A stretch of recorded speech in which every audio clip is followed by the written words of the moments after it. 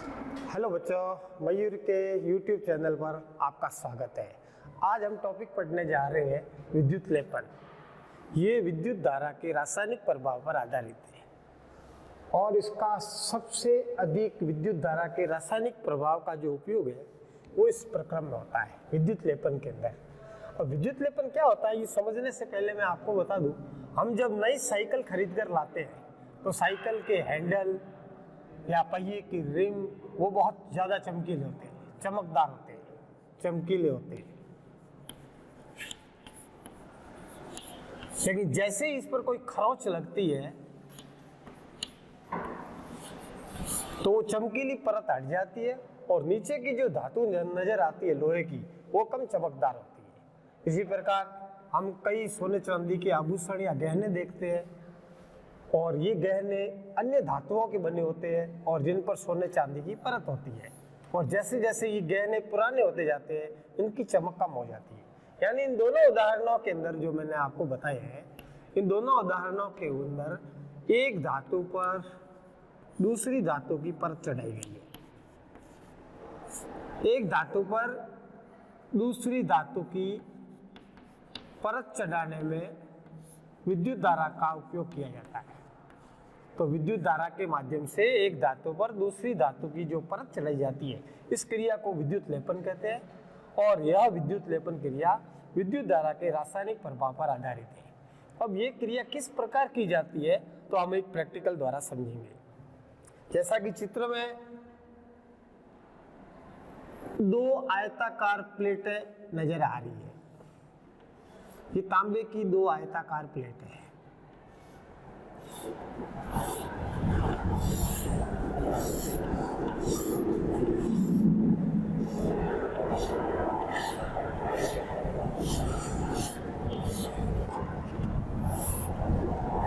प्रत्येक प्लेट की लंबाई 10 सेंटीमीटर और चौड़ाई 4 सेंटीमीटर होती है।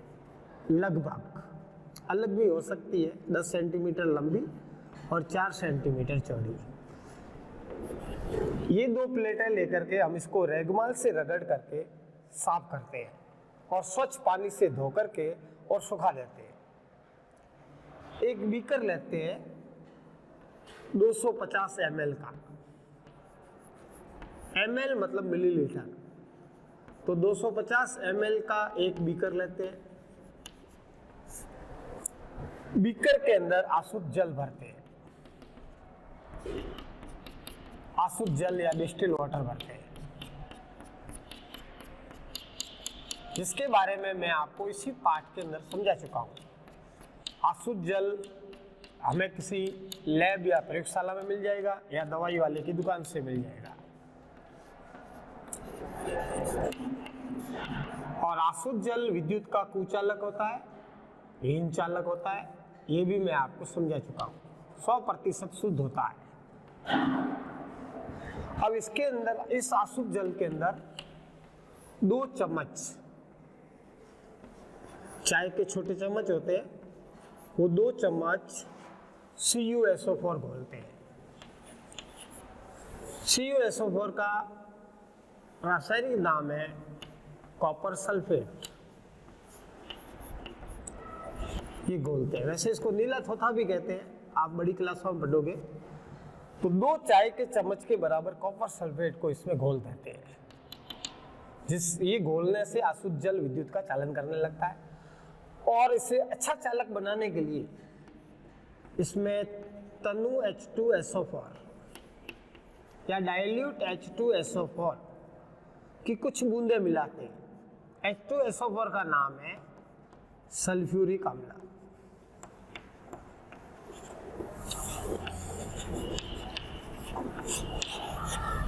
आसुत जल में कॉपर सल्फेट घोलने के बाद में ये मिलाने से ये अच्छा चालक बन जाता है। अब हम तांबे की जो दोनों प्लेटें सुखाई गई है, उन प्लेटों को इस बीकर के विलयन के अंदर लटका देते हैं और उन प्लेटों का संबंध सेल या बैटरी से करते हैं। सेल के प्रतीक में मैं आपको समझा चुका हूं कि बड़ी लाइन है वो धन टर्मिनल को बताती है और छोटी लाइन ऋण टर्मिनल को बताती है।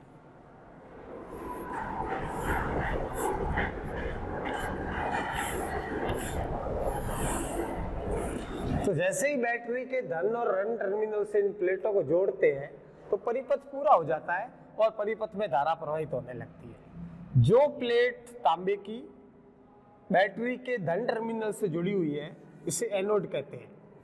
एनोड या धनाग्र के बारे में भी मैं आपको समझा चुका हूं। और दूसरी ओर जो प्लेट बैटरी के ऋण टर्मिनल से जुड़ी हुई है इसे कैथोड या ऋणाग्र बोलते हैं।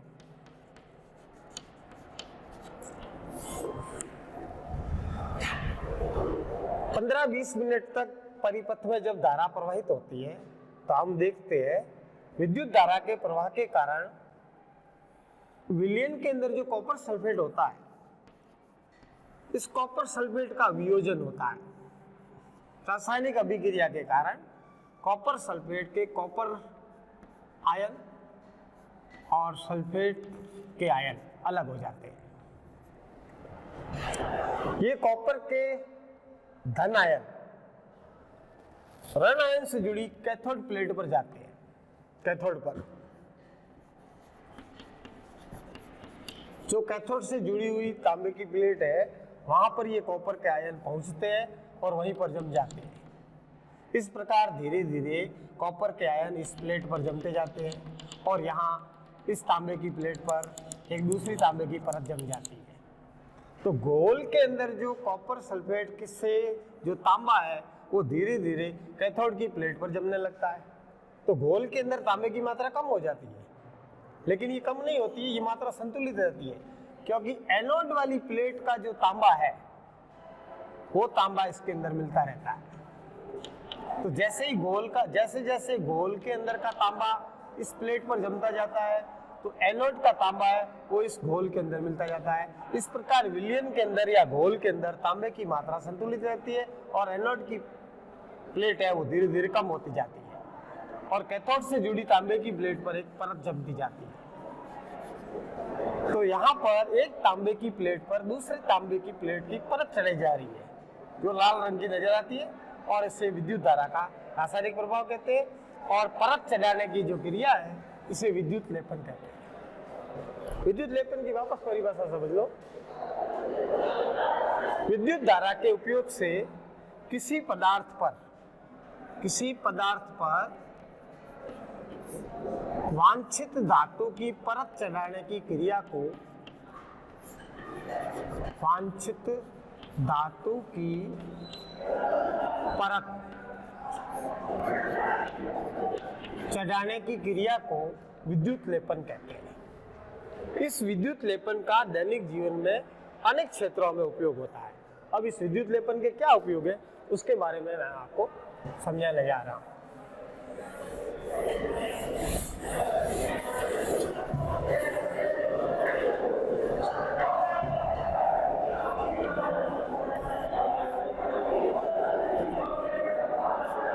विद्युत लेपन के उपयोग।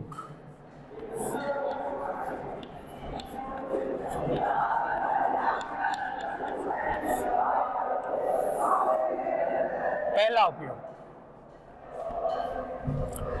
विद्युत लेपन विद्युत धारा के रासायनिक प्रभाव पर आधारित है और उद्योगों के अंदर एक धातु पर दूसरी धातु की परत चढ़ाने में इसका व्यापक रूप से उपयोग होता है, विस्तार से उपयोग होता है। जैसे उद्योगों में कई चीजें बनती है, जैसे गैस बर्नर,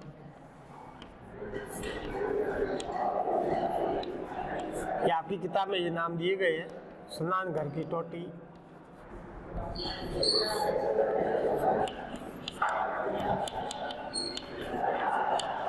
या कार के कुछ भाग,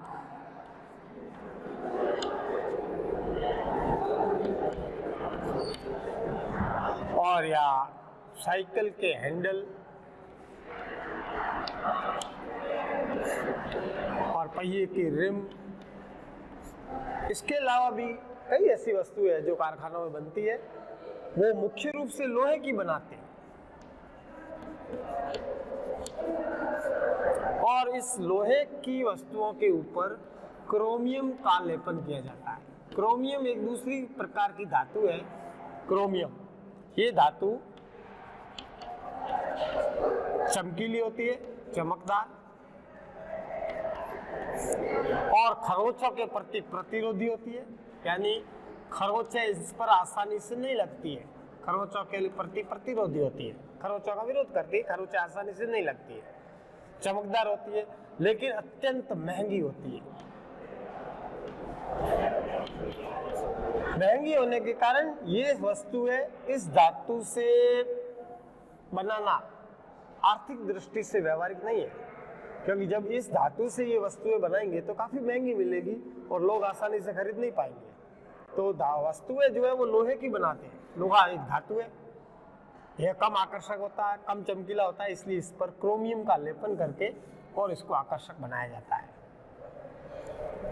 ठीक है। और इसके बाद दूसरा उपयोग आभूषण। आभूषण या गहने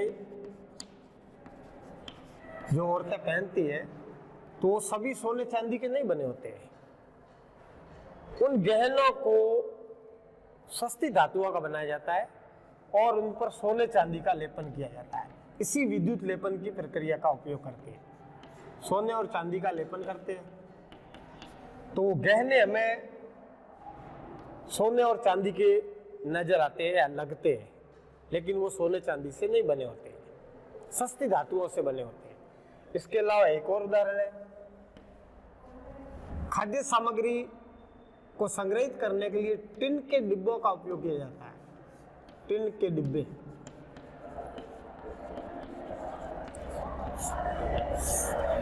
टिन है वो कम क्रियाशील होता है, खाद्य सामग्री से अभिक्रिया नहीं करता है, इसलिए खाद्य सामग्री टिन के अंदर सुरक्षित रहती है, डिब्बों के अंदर। वैसे ये डिब्बे लोहे के बने होते हैं, लोहे के, और इनके ऊपर टिन का लेपन किया जाता है इसी विद्युत लेपन क्रिया द्वारा। तो ये डिब्बे अधिक काम करते हैं। और इसके अलावा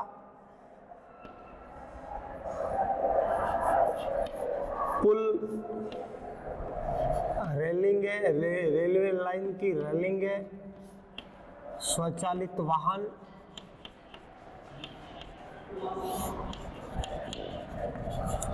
ये सभी उपकरण लोहे के बनाए जाते हैं। लोहा संक्षारित हो जाता है, लोहे में जंग लगने की प्रवृत्ति होती है। इस नुकसान को रोकने के लिए लोहे पर जिंक या जस्ते की परत चढ़ाते हैं। जिंक की परत चढ़ाई जाती है। जिंक भी एक धातु है, तो लोहे को जंग से बचाने के लिए और संक्षारित होने से रोकने के लिए उस पर जिंक की परत चढ़ाई जाती है। जिंक जिसको जस्ता भी बोलते हैं, तो जस्ते की परत लोहे पर चढ़ाई जाती है। इस क्रिया को कहते हैं यशद लेपन, जो आप छोटी क्लास में पढ़ चुके हैं, 7वीं में, यशद लेपन। और या इसको इंग्लिश में बोलते हैं गैल्वेनीकरण या गैल्वेनाइजेशन।